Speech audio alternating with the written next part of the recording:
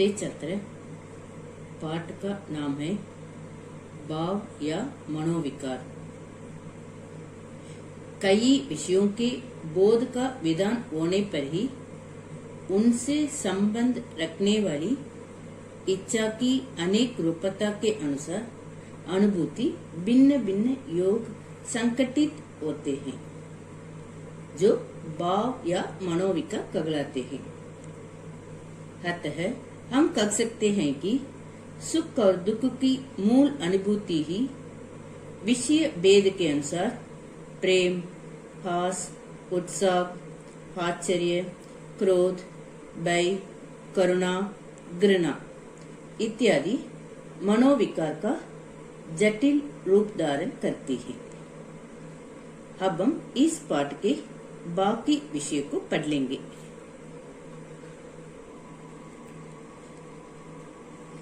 कंप शीत की संवेदना से भी हो सकता है, भय से भी, क्रोध से भी और प्रेम के वेग से भी। प्रेम के वेग से भी कंप, कांपना, अंग्रेजी में शिवरिंग कहते हैं। कांपना शीत, ठंडा की संवेदना से भी हो सकता है। संवेदन इसका अर्थ है अनुभव करना, पीड़ा महसूस करना। कांपना शीत, ठंडा की संवेदना से भी हो सकता है, भय से भी, क्रोध से भी, प्रेम के वेग से भी।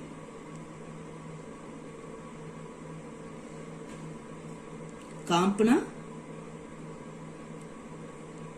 शीत की संवेदना से भी हो सकता है, भय से भी, क्रोध से भी और प्रेम के वेग से भी हो सकता है।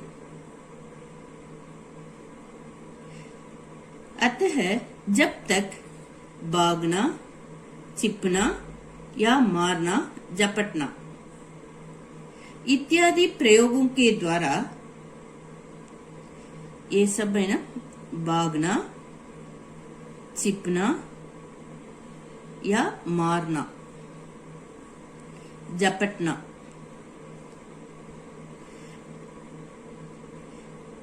इत्यादि प्रयोगों के द्वारा, इन सब के प्रयोगों के द्वारा इच्छा के स्वरूप का पता न लगेगा। जब तक भागना, चिपना या मारना, झपटना इत्यादि प्रयोगों के द्वारा, इन सब के प्रयोगों के द्वारा इच्छा के स्वरूप का पता न लगेगा, तब तक भय या क्रोध की सत्ता पूर्णतः व्यक्त न होगी, व्यक्त करते प्रकट न होगी। कांपना कई कारण से होता है। शीत की संवेदना से भी हो सकता है, भय से भी, क्रोध से भी और प्रेम के वेग से भी कांपना हो सकता है। सभ्य जातियों के बीच इन प्रयत्नों का स्थान बहुत कुछ शब्दों ने लिया है। सभ्य जातियों के बीच माने सभ्य जाति के लोग इन प्रयत्नों के स्थान भागना, चिपना या मारना, झपटना, इन प्रयत्नों का स्थान बहुत कुछ शब्दों ने लिया है।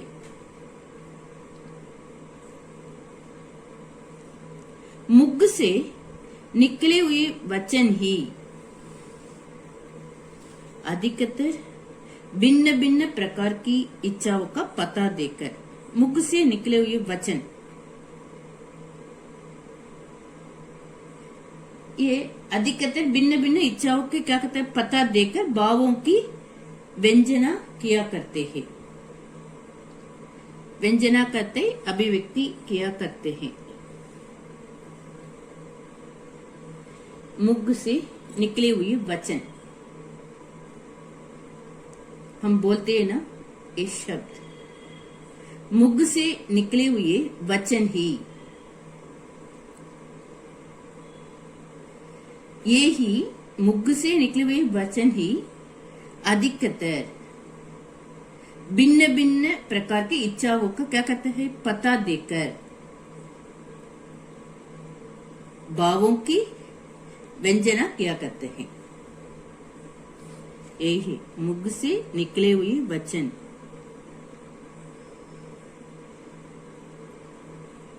यही मुख से निकले हुए वचन ही भिन्न भिन्न प्रकार की इच्छाओं का पता देकर भावों की व्यंजना क्या कहते हैं किया करते हैं। इस तरह सभ्य जातियों के बीच इन प्रयत्नों के साथ बहुत कुछ शब्दों ने लिया है। शारीरिक क्रियाओं को दबाकर शब्दों के द्वारा भाव प्रकट करना सभ्य लोगों की आदत है। ये सब शारीरिक क्रिया है। भागना, चिपना या मारना, झपटना, शारीरिक क्रियाओं को दबाकर शब्दों के द्वारा भाव प्रकट करना सभ्य लोगों की आदत है। सभ्य जातियों के बीच इन प्रयत्नों के स्थान बहुत कुछ शब्दों ने लिया है। और एक बार बताती हूं, शारीरिक क्रियाओं को दबाकर शब्दों के द्वारा भाव प्रकट करना सभ्य लोगों की आदत है। क्रोधी चाहे किसी वो झपटे या न झपटे, क्रोधी एक गुस्से में है, एक क्रोधी चाहे किसी और झपटे या न झपटे, उसका कहना है कि मैं उसे पीस डालूंगा। ये शब्दों में, शब्दों के द्वारा भाव प्रकट करता है, मैं उसे पीस डालूंगा। क्रोध की व्यंजना के लिए काफी होता है। ये क्रोध में है, ये क्रोध की भावना को अभिव्यक्ति के लिए करने के लिए ये काफी है, ये काफी होता है, एनफ होता है। क्रोधी, जिस व्यक्ति गुस्से में है, क्रोध में है, एक क्रोधी चाहे किसी और झपटे या न झपटे, उसका कहना है कि मैं उसे पीस डालूंगा।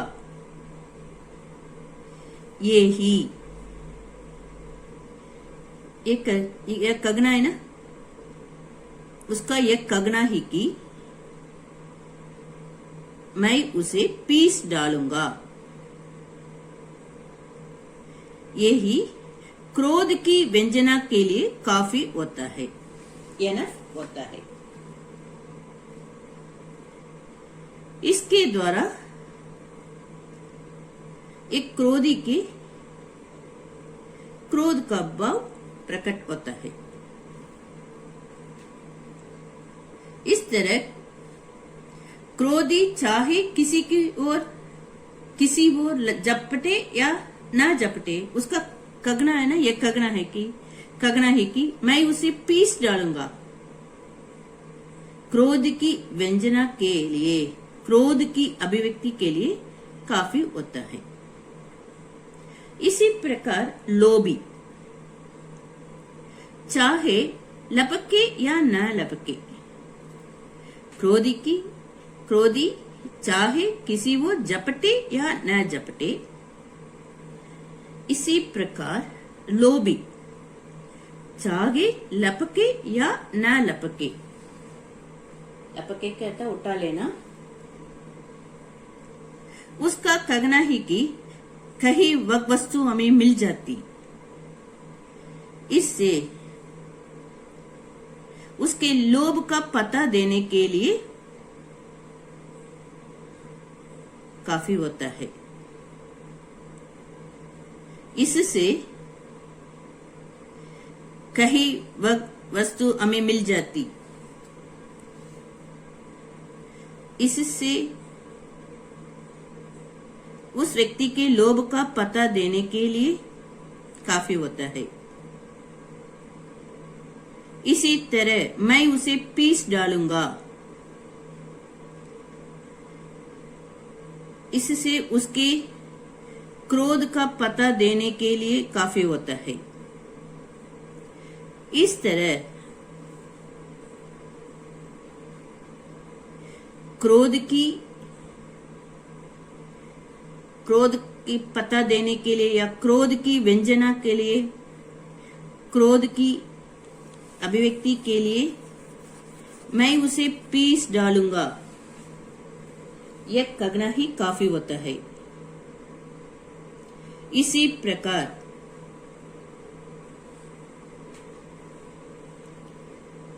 लोभ का पता देने के लिए, लोभ की व्यंजना के लिए एक कहना, उसका कहना है ना, कहीं वस्तु हमें मिल जाती, कहीं वस्तु हमें मिल जाती, ये लोभ की व्यंजना के लिए काफी होता है। वीर रस की जैसी अच्छी और परिष्कृत अनुभूति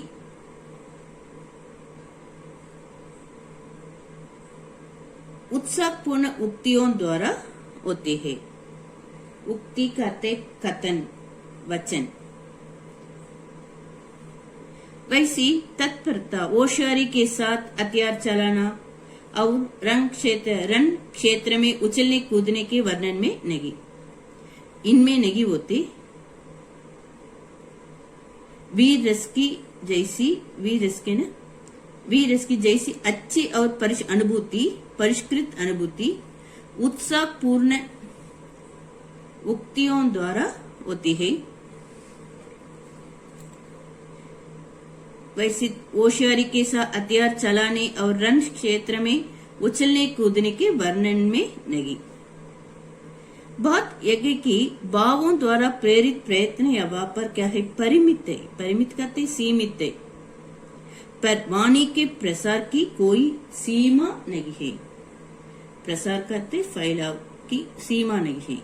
उक्तियों में जितनी नवीनता और अनेक भावों का जितना अधिक वेग प्रकटित होते हैं, व्यंजित होते रहते, इसका अर्थ प्रकटित हो सकता है। क्रोध के वास्तविक व्यापार तोड़ना, फोड़ना, मारना, पीटना इत्यादि हुआ करता है। एक क्रोध के वास्तविक व्यापार तोड़ना, फोड़ना, मारना, पीटना इत्यादि। पर क्रोध को उक्ति चागे जगह तक बढ़ सकती है। किसी को धूल में मिला देना, चटनी कर डालना, किसी का घर खोद कर ताला बना लेना तो मामूली बात है।